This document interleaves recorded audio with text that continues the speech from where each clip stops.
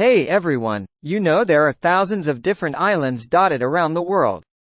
From small rocky outcrops to large forested landmasses.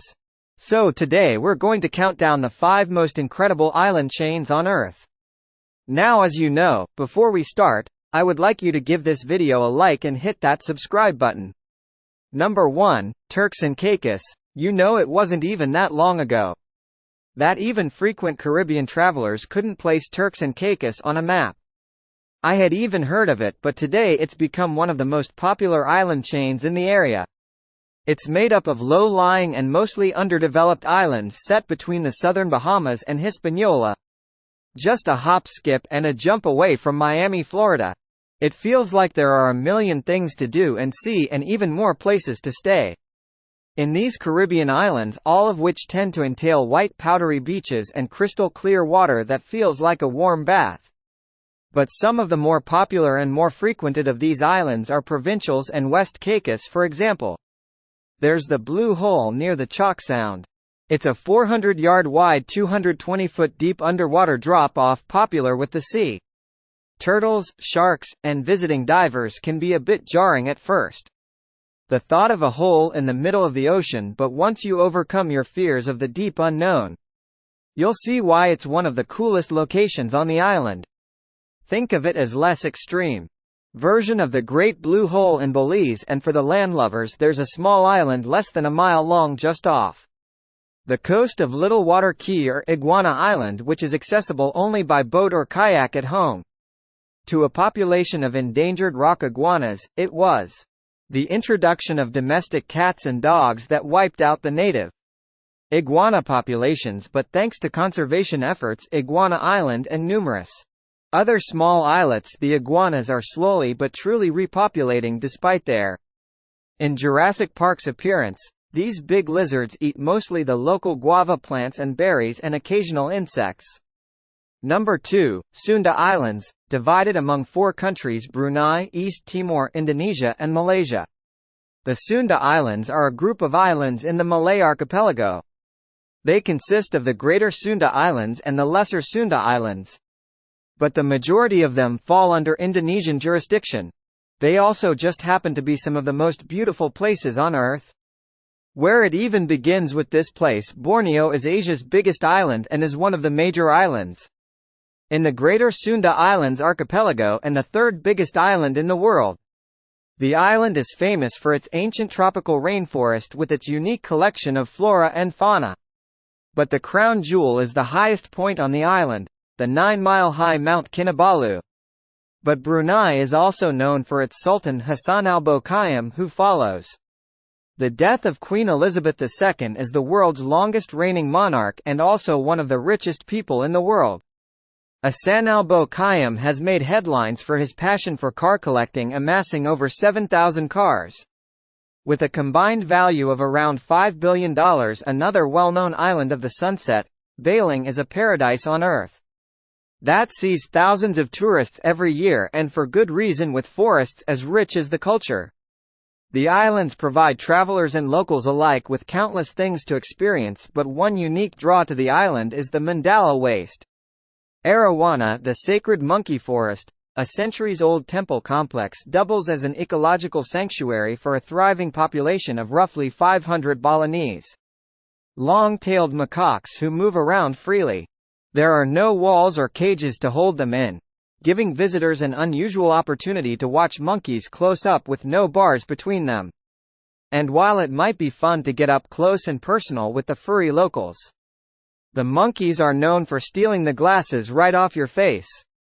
It sounds ridiculous, but they do it all day every day, so it's not uncommon to find a few of them running around with a pair of specs in the 27-acre forest. Number 3, the Chumphon Archipelago, sitting in the southern region of the Gulf of Thailand, is the Chumphon Archipelago, one of the best chains of islands in Southeast Asia and prone to a great deal of tourism. That's probably because there are over 180 miles worth of coastline. Thanks to the construction of an airport, most people find themselves heading to Koh Samui, the largest island in the archipelago and the 2nd largest in the country. The beaches here are pristine with the typical white sand and clear blue water. you'd come to expect from here, but getting to a lot of Koh Samui's beaches means going for a hike through the jungle, making for the quintessential tropical paradise of course as you get out into the water. There are some stunning coral reefs below and gorgeous green peaks off in the distance at Ang Thong National Marine Park. This park is made up of 42 separate islands spread over 49 square miles, most of which though are incredibly small. So the entire park can be done in a day, but for those looking to go a little harder, there's Koh Phanong, a big island known for being big. Big-time benders dance on the beach all night, and the full moon parties, lots of body paint can be seen. And electronic music is heard as people stomp around until the Thai sun comes up at the beach at Hat Rin. Number 4, the Lofoten Islands. When you think about the northern lines of latitude known as the Arctic Circle, you probably imagine an inhospitable alien world set in midwinter cold and unbearable darkness. In short, there's no life, although the darkness part is right. The temperatures on the Lofoten Islands of Norway defy both expectations and convention despite their location. The assorted islands tucked inside the Arctic Circle rarely dip below freezing. And it's pretty interesting how it happens due to a convergence of the Gulf Stream with two underwater currents, the North Atlantic Current and the Norwegian Current. The weather in Lofoten remains unusually warm. Two cities, Rost and Værøy, have average temperatures above freezing for the entire year, although the mountains near Lofoten also get snow and the weather can be unpredictable. It remains one of the world's largest elevated temperature anomalies, considering its position in the Arctic, and it's home to some of the cutest and quaint architecture in Scandinavia.